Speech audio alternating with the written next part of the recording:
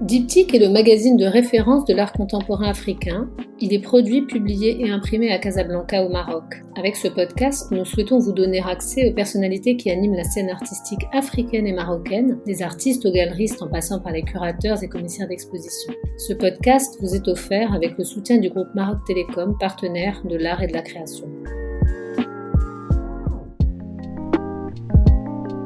Aujourd'hui, je reçois Abdelkader Damani, qui est un commissaire d'exposition né en Algérie. Il est également architecte, formé à l'histoire de l'art et la philosophie aux universités Lyon 2 et Lyon 3.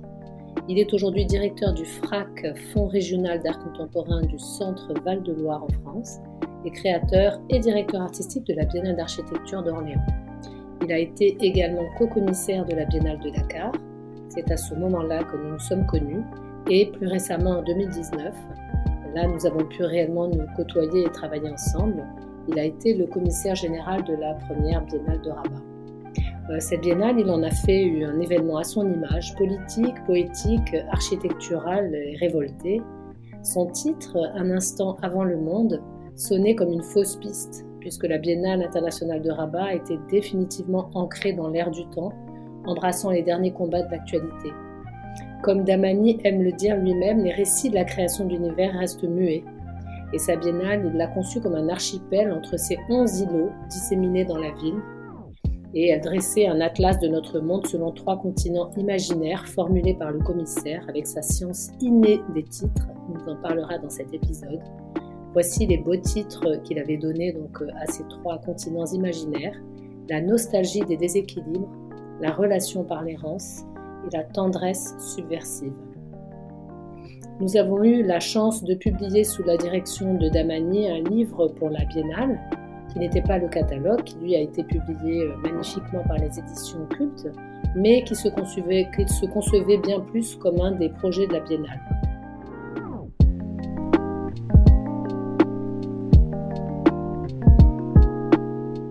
Abdelkader Damani, bonjour et merci infiniment d'avoir accepté d'être l'invité de cet épisode du podcast Diptyque. Merci à toi, Mariam, de m'inviter. Je suis très heureux de participer à ce nouveau format. Alors, nous enregistrons en ce mois de mai, la veille de Eid al-Fitr, mai 2021. J'avais enregistré plusieurs épisodes en 2020, vraiment au tout début de la crise sanitaire, et c'est vrai que l'essentiel des épisodes porte un peu sur ce nouveau rapport de l'art au public en période de crise. Et pour commencer, si tu veux bien, pour nos auditeurs, je voudrais qu'on revienne sur l'expérience de la Biennale de Rabat que tu avais intitulée Un instant avant le monde. Et pour démarrer cet épisode, je voudrais, si tu veux bien, que tu nous dises de ton point de vue à quoi sert une biennale, en particulier sur un continent comme le nôtre, où le public n'est pas forcément introduit culturellement au spectacle de l'art contemporain. Alors, peut-être avant de parler de la Biennale, je voudrais juste te rassurer qu'il n'y a pas sur Terre de public préparé à l'art contemporain ou qui serait d'une certaine manière disponible. Ça voudrait dire qu'il y a tout simplement un petit souci avec l'art contemporain qu'on ne retrouve pas, par exemple, avec le cinéma, qu'on ne retrouve pas avec les livres, la littérature, comme on ne retrouve pas avec différentes formes autres d'art, où au-delà des spécialistes, il y a un aspect qu'on va mettre entre guillemets populaire. Un aspect populaire qui fait que, bon, tout le monde va au cinéma, mais tout le monde ne va pas voir tous les films. Mais la forme du cinéma fait qu'il y ait un accès beaucoup plus simple. Donc cette question de l'accès à l'art contemporain n'est pas tant dans l'art contemporain ou dans le public que dans les dispositifs de monstration. C'est plutôt l'outil, en fait, qui montre l'art contemporain qui doit être questionné. Après, il faut aussi se souvenir que l'art contemporain, c'est un archipel, et que dans un archipel très très étendu, tout n'est pas égal, toutes les œuvres d'art contemporain ne sont pas bonnes, et on a tout à fait le droit d'aimer une œuvre et d'en détester une autre. Maintenant, pour revenir à ta question, à quoi sert une biennale? Bah, à vrai dire, c'est une question très, très difficile parce que Au fond, une biennale se construit sur une question de densité. Il faut qu'elle soit dense. Il faut qu'elle apporte une question et non pas une réponse. Ça, c'est une chose fondamentale.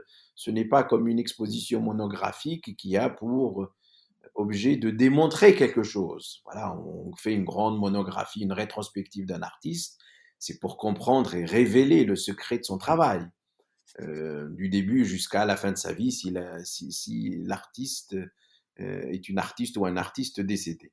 Mais une biennale, non. Une biennale, elle a pour objet de trouver quelle est la question à poser en lien avec le lieu où elle doit se dérouler.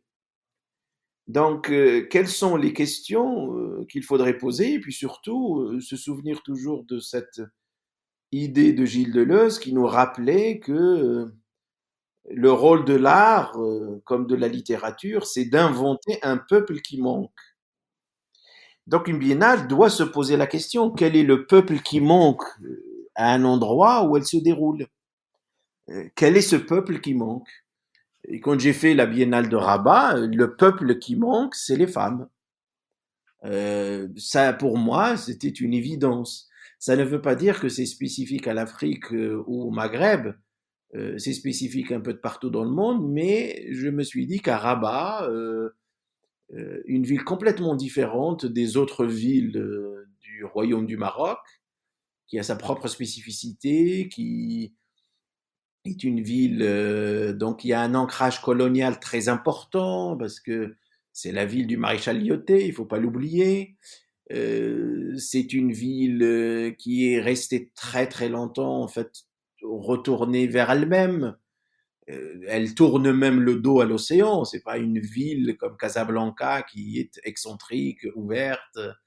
Et je me suis dit, c'est exactement l'endroit où il faut se poser la question, quel est ce peuple qui manque, à qui que la Biennale doit faire naître, donner une visibilité, et c'était la question des femmes. Donc c'est pour ça qu'il faut, ça sert à ça une biennale. Ça sert à trouver le peuple qui manque et à avoir le courage de le dire.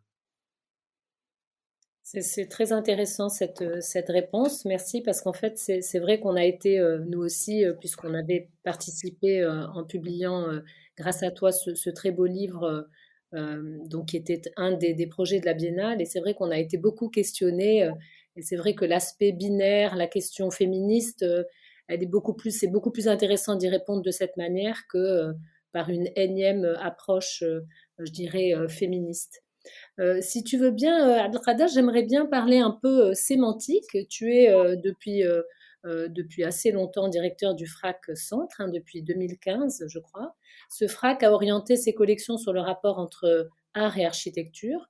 Et quand tu as lancé la première édition de ta Biennale d'architecture à Orléans en 2017, tu l'avais intitulée, et là vraiment je suis intéressée par les titres que tu donnes à tes expositions, tu l'avais intitulée Marcher dans le rêve d'un autre. Et là, récemment, on t'a questionné à propos d'un dossier que nous allons publier en juin dans le numéro de juin de Diptyque, un dossier sur les curateurs, les jeunes curateurs. Et tu nous as en fait dit très précisément que tu trouves que le curating aujourd'hui devrait participer non plus à la fabrique d'un imaginaire, mais à celle du réel.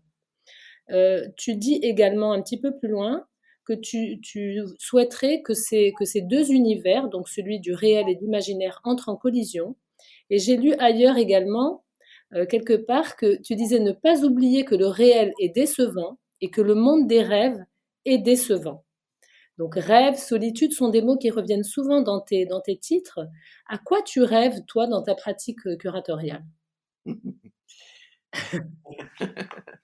C'est très très compliqué. C'est une question qui touche à la fois ma vie personnelle, mais aussi enfin, le champ d'exercice dans lequel je suis. Donc, je vais essayer d'y répondre de manière un peu structurée si j'y arrive. Sur le plan curatorial, un titre ou un thème a une nécessité qui est celle de provoquer l'inattendu.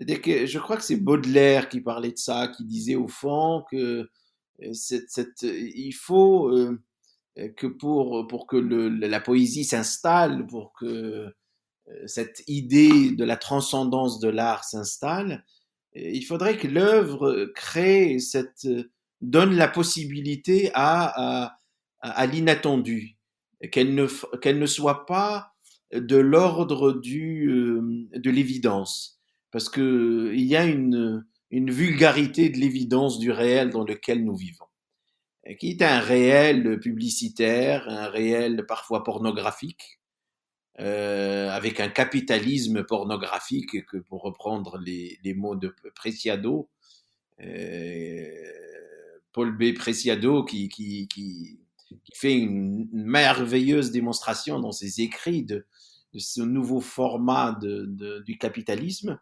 Donc il faudrait trouver les moyens d'en sortir, c'est-à-dire ils pourront sortir, il faut aller dans des chemins parallèles qui sont de l'ordre du rêve, qui sont de l'ordre de l'imaginaire, mais il ne faut pas perdre de vue le rôle qui est le nôtre. Le rôle qui est le nôtre, c'est de faire la démonstration que la croyance que nous avons, qui est celle de dire un monde sans art est un chaos, nous croyons toutes et tous à ça. Parce que sinon, pourquoi faire des expositions? Pourquoi défendre des artistes? Pourquoi écrire des livres? Pourquoi faire du cinéma? Pourquoi faire du théâtre? C'est qu'il y a en nous une croyance qu'il y a un besoin. Le réel a besoin de ceci. Il y a une nécessité. Et donc, ce que je cherche à faire, c'est de me dire à quel moment on va franchir ce pas qui est celui de se dire, bon, et si on en faisait la démonstration? C'est-à-dire, et si on participait véritablement à la fabrique du réel? Avec cet imaginaire, bien sûr. Euh, Parce que sinon, c'est un peu trop facile parfois de se retrouver toujours protégé derrière nos murs blancs, derrière nos murs noirs, quand il s'agit de salles vidéo, derrière nos musées, derrière nos... Nous sommes extrêmement protégés et privilégiés, il faut le dire. Hein. C'est pas une insulte de dire ça. Mais il y a un moment donné, il faut quand même prendre le risque d'affronter le réel et de se dire, bon, si j'ai la croyance que l'œuvre d'art est une nécessité et non pas juste un loisir ou une sorte de décoration dans un salon ou un outil pour de la spéculation financière et pour faire tourner le marché, ça peut être aussi tout ça. Hein, c'est pas, on peut aussi accrocher une œuvre dans son salon parce qu'on la trouve belle. bien Il sûr. n'y a pas de problème sur ça. Mais, il y a au-delà, c'est que la transcendance de l'œuvre d'art devient une nécessité parce que nous ne pouvons pas vivre sans. Donc, qu'est-ce que l'œuvre fait au réel? Qu'est-ce qu'elle lui fait? Qu'est-ce qu'elle lui dit? Et dans mes titres, par exemple, Marcher dans le rêve d'un autre, c'était pour rappeler la grande responsabilité des artistes et des architectes. Je voulais leur dire, écoutez, c'est ça votre responsabilité. C'est que vous marchez dans le rêve des autres. Ce qui est quelque chose d'effrayant. Personne ne veut aller dans le rêve d'un autre. Personne. C'est C'est ça la d'ailleurs, collision dont tu parles, c'est ça. C'est c'est, cette collision. donc voilà, Oui, il y a une collision à provoquer à chaque fois entre le rêve et le réel, entre l'imaginaire et le tangible.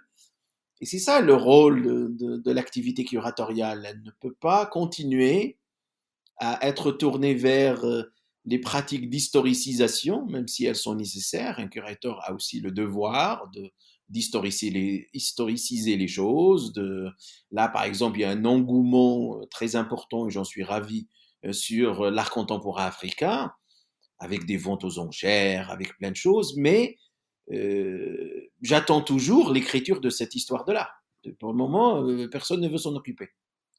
Tout le monde s'occupe de la partie financière, tout le monde s'occupe de la visibilité, tout le monde s'occupe. Mais qui écrit? Très peu, très peu de choses, très peu de. Et qui écrit dans une autre filiation? C'est-à-dire que les filiations de l'art, est-ce qu'elles sont condamnées à être depuis les Grecs jusqu'à la Renaissance et depuis la Renaissance jusqu'à la modernité, depuis la modernité jusqu'au contemporain? On peut avoir autre chose comme référentiel, on peut avoir autre chose comme dispositif, on va dire, de cartographie imaginaire et historique qui s'ancre aussi dans le réel. Un des combats que je mène, c'est de retirer la Kaaba, par exemple, qui est à la Mecque, de la retirer à l'histoire religieuse. Après tout, cet objet était un musée. C'était quand même un cabinet de curiosités qui fonctionnait exactement comme un musée, avec plusieurs sculptures à l'intérieur, des textes de poésie accrochés au mur, des gens qui viennent visiter ça parce que ça représente leur identité, un gardien des clés, un responsable des collections qui s'occupe de ça et qui reçoit les dons, avec des sculptures qui, elles, renvoyaient sur la partie ancienne animiste pré-islamique à la question de, bon, bah voilà, des références aux dieux, mais qui avaient une forme, et on a des textes qui disent que la Kaaba abritait autant de sculptures que de cailloux dans dans la forme prêtée à question.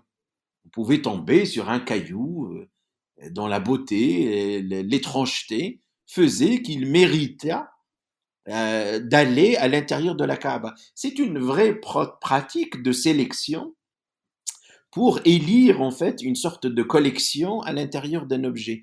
Et c'est le même objet avec l'arrivée de l'islam qui se vide de la totalité de ses sculptures et qui devient l'œuvre conceptuelle la plus aboutie.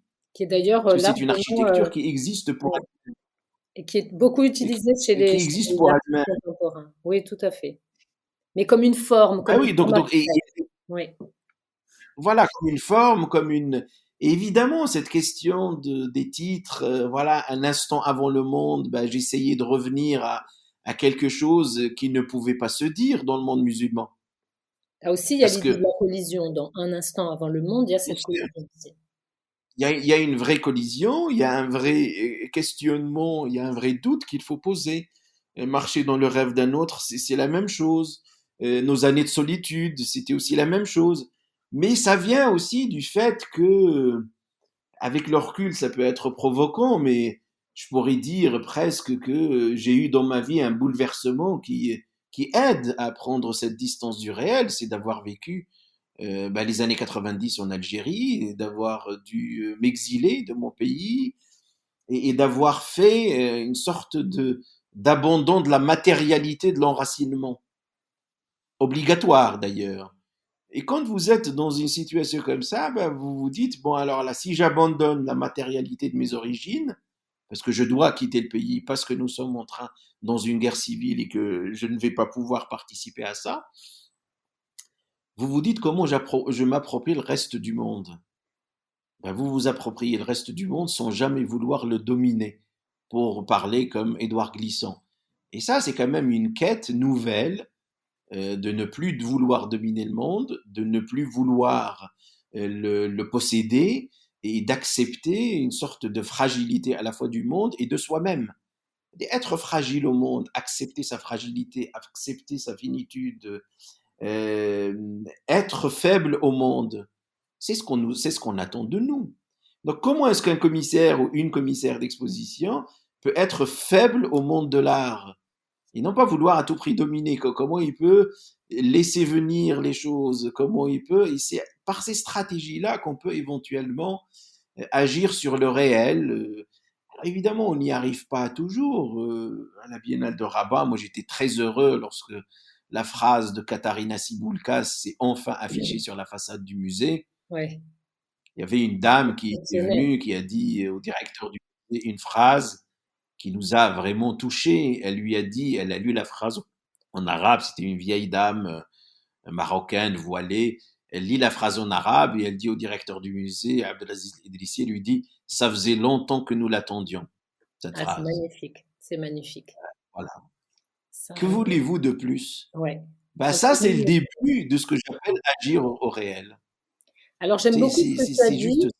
Alors, la sémantique est toujours évidemment très, très importante chez toi et il y a vraiment comment dire, un art de la sémantique des titres. Tu parlais justement tout à l'heure, voilà, d'accepter cette fragilité, cet éclatement, ne pas vouloir posséder. Il y a une forme de lâcher prise.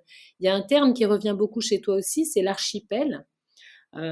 qui peut être peut-être une image cette fragilité, hein, de cet éclatement. Et je crois que là, tu travailles justement sur une exposition qui s'appelle Archipel des libertés. Est-ce que tu peux Oui, nous en dire quelques mots? oui, archipel, c'est important parce que, Alger, Archipel des libertés, d'ailleurs. oui, Alger, archipel des libertés, parce que ce qui est beau dans l'archipel, c'est la garantie de son isolement sans perdre le lien aux autres. C'est-à-dire, il y a cette négociation que nous voulons tous et toutes, c'est-à-dire garantir mon individualité, mon individuation, mais je ne veux pas être exclu. Mais pour autant, je ne veux pas me fondre dans une masse. Il faut que j'ai ma propre, ma propre vérité. Les archipels, ben, les îles sont comme ça. Moi, j'aime beaucoup visiter les archipels. Et puis, c'est très, très beau parce que on est sur une île. Et ce qui est beau dans une île, c'est que c'est une métaphore de la totalité de la Terre. C'est-à-dire, elle est terminée. Et il y a quelques îles petites, vous pouvez en faire le tour même. Et c'est très beau de vous dire, tiens, je suis dans une terre dont je peux faire la totalité du tour. Et voilà, la connaître, vraiment, la savoir. Et puis, vous pouvez voir à vue d'œil une autre île, pas loin. Donc, il vous rassure aussi par rapport à ça. Et puis, vous avez entre les deux ben, le mouvement de la mer ou le mouvement de l'eau, enfin de l'océan, et qui lui est quand même d'une beauté extraordinaire. Ben, là encore, ça devient une sorte de métaphore de vie et qui vacille entre le calme, la rage, la fureur, la menace, l'attrait, la séduction. Il y a la totalité de ça dans une mer ou dans un océan. Quand vous le regardez, il y a la totalité des émotions des humains. Elles sont toutes résumées dans le mouvement des vagues et selon le temps qu'il fait. Et c'est extraordinaire en fait de se dire, tiens, j'ai là peut-être 4 milliards d'histoires de la construction de la Terre résumées sur une mise en scène aussi belle, aussi simple. C'est pour ça que j'aime les archipels. Et puis, je viens de l'Algérie. L'Algérie, c'est littéralement archipel. Le Jazair veut dire archipel. Archipel, ouais. C'est le pluriel du Jazira. Donc, c'est un véritable archipel.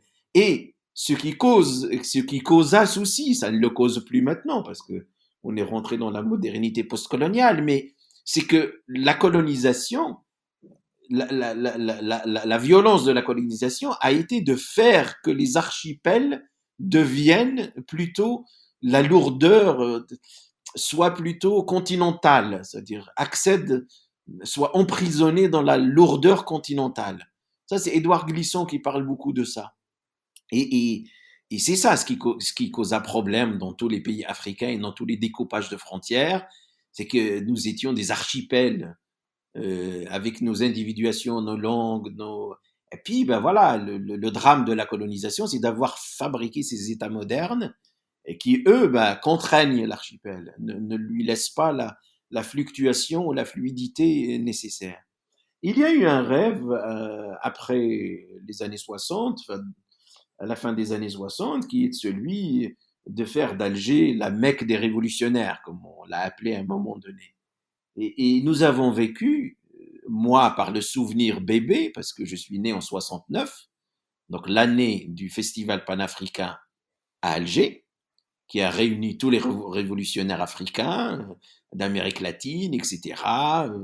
La chanson, le cinéma, tout était là, les révolutionnaires étaient là. Et je crois que même bébé, j'ai été frappé par ça. Le bébé que j'étais a dû entendre les brebis, des chansons de Makeba, a dû entendre les cris des révolutionnaires qui viennent. On trouve une terre qui les accepte toutes et tous.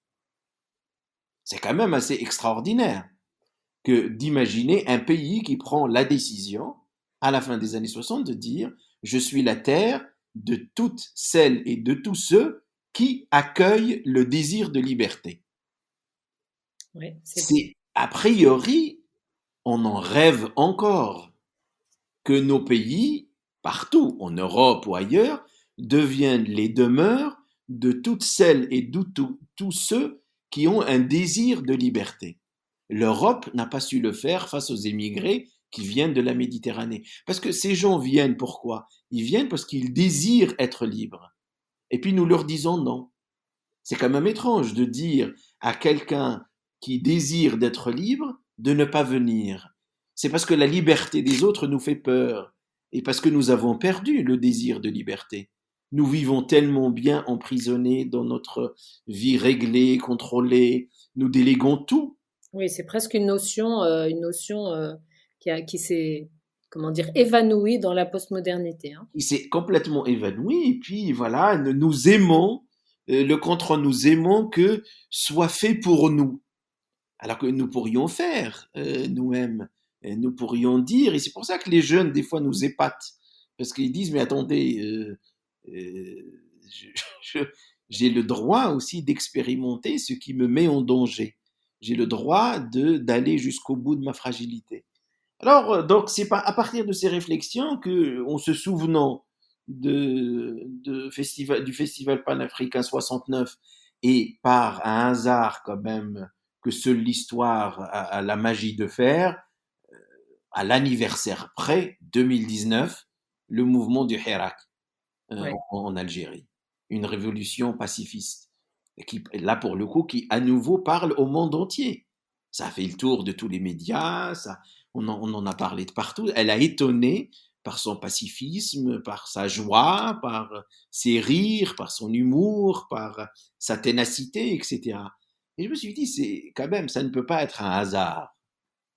Il doit bien se passer quelque chose dans cette ville, Alger, qui fait qu'elle soit à ce point-là la demeure d'où naît ce désir de liberté. Mais on ne voulait pas faire avec Nadira Lagoun, qui est co-commissaire avec moi de cette exposition, nous ne voulions pas faire quelque chose simplement autour d'Alger et de l'Algérie, mais de se rappeler de ce que le Festival panafricain nous a rappelé, nous a enseigné plutôt, à savoir, bah, regardons ce qui se passe ailleurs. Et nous avons invité beaucoup d'artistes, donc du reste de l'Afrique. Il y a Fatima Mazmouz qui vient du Maroc, il y a Caroline Gay, enfin, il y a beaucoup d'artistes, enfin, la liste est publiée, et qui viennent chacun avec son œuvre d'art, avec son récit, participer non pas à une écriture historique, hein, on ne veut pas écrire l'histoire des révolutions de 2019, enfin entre 69 et 2019, c'est pas notre travail, mais on veut juste introduire au public ici français peut-être cette idée que je garde moi au fond de mon cœur et qui est peut-être naïve, à savoir peut-être que l'Afrique est la solution pour le reste du monde.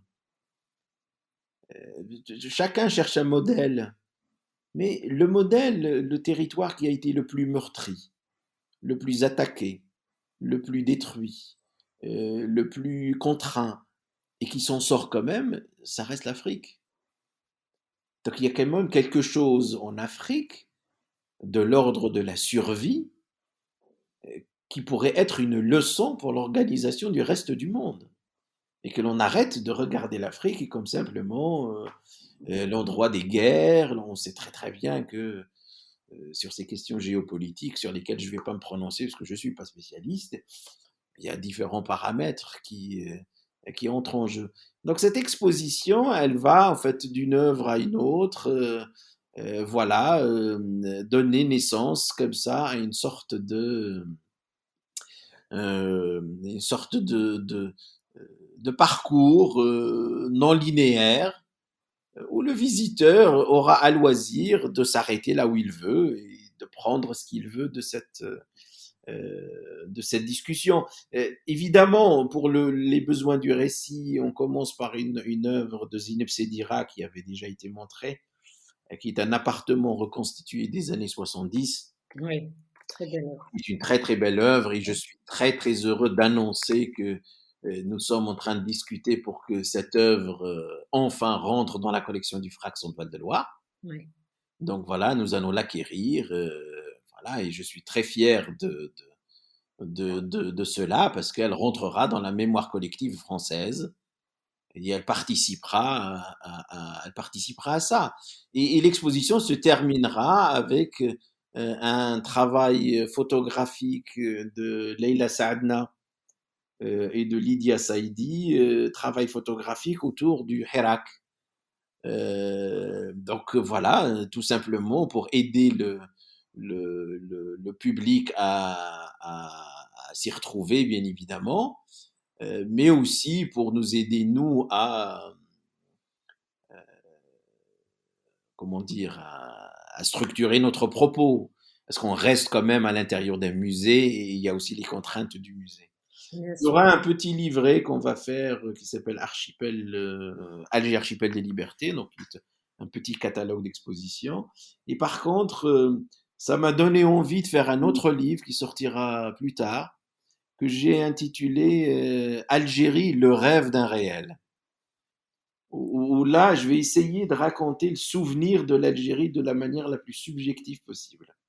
Et je vais aller au bout de cette idée de la fragilité et de cette idée de la confusion nécessaire entre la fiction et la réalité, entre voilà, le tangible et l'intangible, etc. Alors maintenant, si tu veux bien, j'aimerais bien que qu'on revienne un petit peu aussi sur, sur l'époque, que nous vivons, qui est quand même, particulière. Et je voudrais que tu nous dises de ton point de vue, que devient notre monde, notre écosystème, de l'art quand tous les lieux ferment? Et pour le dire plus simplement, est-ce que l'art continue à exister et comment, en dehors de son spectacle et de son événement? Finalement, que reste-t-il de l'art de ton point de vue après 18 mois de crise sanitaire? Comment tu vois les choses? Ah, il reste quelque chose d'extrêmement, comment dire, effrayant, de se dire que nous avons pu, pendant 18 mois, fermer les lieux culturels et que nous avons pourtant continué à vivre. Oui, c'est Euh, ça qui est inquiétant quand même, hein. Ça, c'est très inquiétant. Ça c'est une chose à laquelle je n'ai pas de réponse parce qu'il faut un peu de recul pour analyser tout ça. Mais c'est très très étrange d'avoir vécu son cinéma, son théâtre, son musée, sans exposition, sans artiste, sans rien. Donc par quoi avons-nous remplacé ça? Euh, Bon, la télé a beaucoup joué, le cinéma s'est diffusé sur d'autres plateformes, les séries sont devenues quelque chose de très très important, une consommation assez importante des séries, qui nous ont d'ailleurs réparés, comme dirait une philosophe. Oui. C'est-à-dire que le public s'est retourné vers d'autres formes de récits. Parce qu'on a besoin, en fait, c'est depuis l'enfance, on a besoin qu'on nous raconte des histoires pour apaiser notre douleur. C'est ça le rôle de l'art. C'est pas compliqué, il faut vous raconter des histoires aux enfants pour qu'ils dorment. Et puis, on ne perd jamais ce désir enfantin qu'on nous raconte des histoires. D'ailleurs, même dans les relations interpersonnelles, on se raconte beaucoup d'histoires et on enjolive les choses. Parce qu'on a besoin de séduire, parce qu'on a besoin de plaire, parce qu'on a besoin de rencontrer quelqu'un, parce que ce désir-là d'avoir toujours un récit à entendre, c'est quand même manifesté ailleurs. Et j'ai été très admiratif de voir que quand même les artistes ont joué le jeu, les musiciens ont joué sur Internet gratuitement.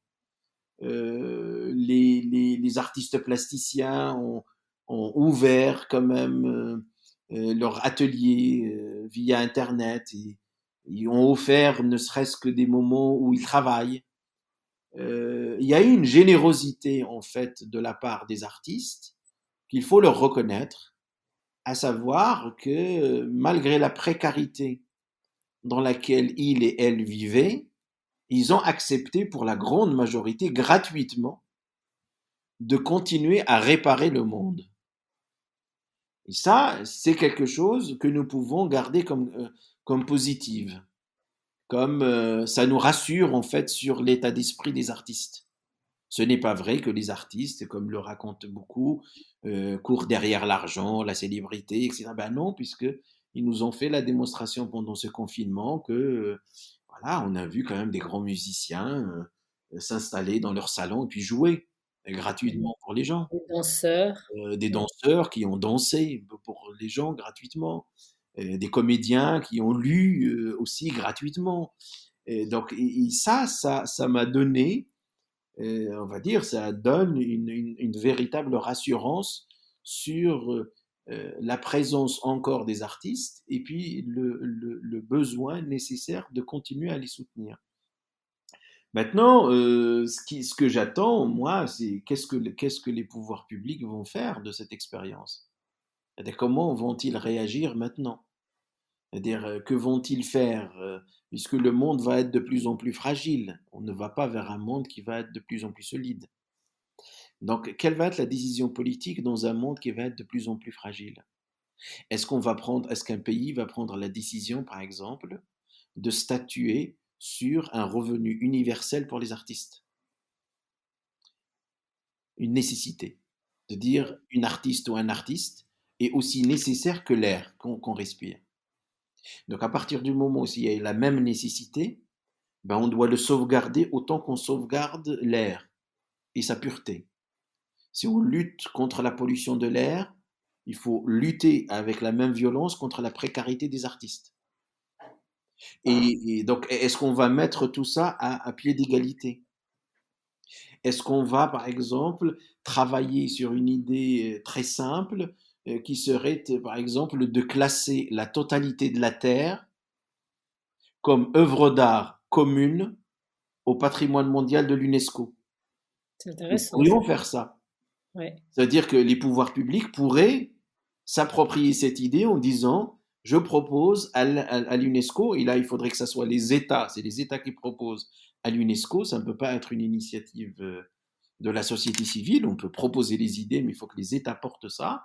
Est-ce qu'il y a un État dans le monde qui va accepter cette idée que je propose et sur laquelle je suis prêt à travailler gratuitement?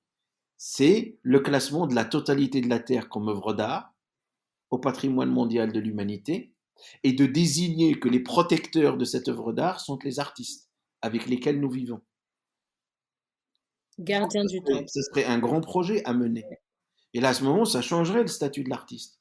On se dirait, tiens, non, cet artiste-là, ben non, il a la même valeur que l'océan qui est devant nous, il a la même valeur que l'air que je respire, il a la même valeur que les plantations qui m'entourent, il est nécessaire à la vie.